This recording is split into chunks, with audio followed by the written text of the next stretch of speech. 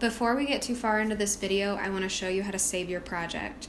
Since we're using Pixlr X, which is a free online program, you're going to want to make sure that you save your work. So if you get about halfway through and you don't quite finish, make sure that you save it to your Chromebook or your computer so that you have it for later, because Pixlr, the website, doesn't always save your work on its own. So click Save, and then you're going to save this as a PXD file, and then make sure you name your project something that you're going to remember. The PXD file you're going to be able to open in Pixlr later, and I'll show you how to do that. Now that I've saved this, I'm going to go to Pixlr X, and I'm going to open this up just so you can see it. You can see on mine that it's actually saved on here, but on your Chromebook it's probably not going to do that, so make sure that you saved your work. Open image, and it should be right in your downloads or wherever you saved it to. And now you can see that this opens with all the layers saved, so I can still go back and make adjustments and make changes. Now if you're done and you're ready to turn it in, you're going to save this just as a PNG file. Again, make sure it's named something that you're going to remember so that you can search for it in your Chromebook if you need to. And this is going to be the file that you turn into Google Classroom. So once it's downloaded, you can click Add, and then File. You don't need to put this in a document. You can select the file right from your computer, and then just make sure you turn it in once it's been uploaded.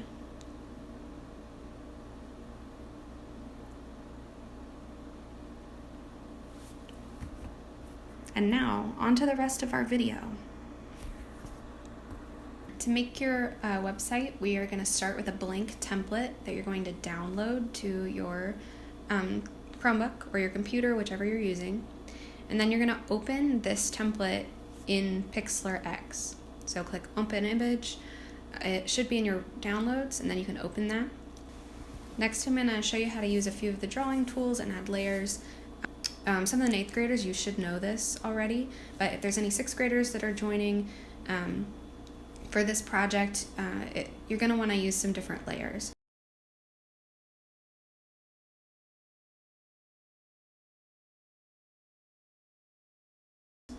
So I select a drawing tool. I'm going to draw a large rectangle.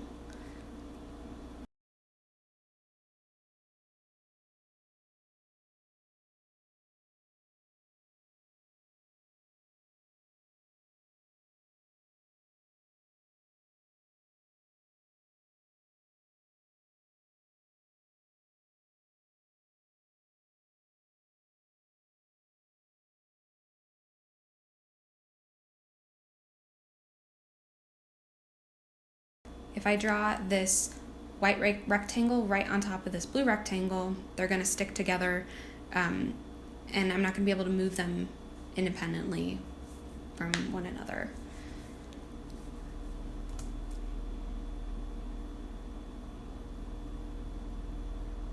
So if I click the arrow or the arrange tool and move this, you see they move together. The only way I'm going to be able to do to go back is to click the undo button.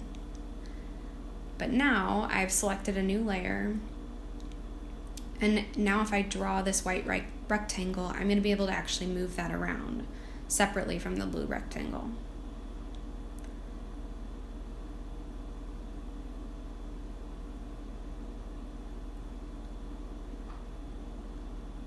Alright, so I'm going to add a new layer. This white box is going to be like a banner at the top of the web page, and underneath I'm going to have some links to some different things that if this was a real website I'd be able to click on. Obviously this is not a real website. I'm just kind of designing an imaginary website for fun. So to make some text, I'm going to click this T at the bottom here, and then you can click that add new text box, or you can just click the screen. And it's going to add a new layer, so I'll be able to move that around. And I can type out my text here.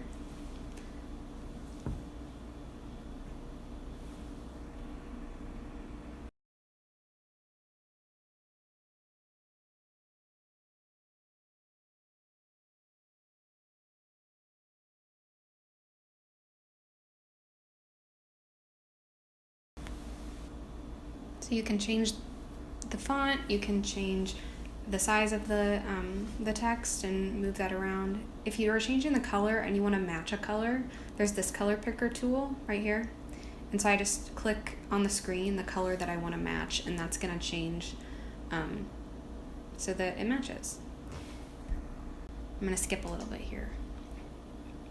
All right, so the next thing I'm going to show you is how to add a picture. Just from like a Google search that I did, I'm going to add the knocker that you would use to enter Ravenclaw Tower. So I'm going to right click, copy the image.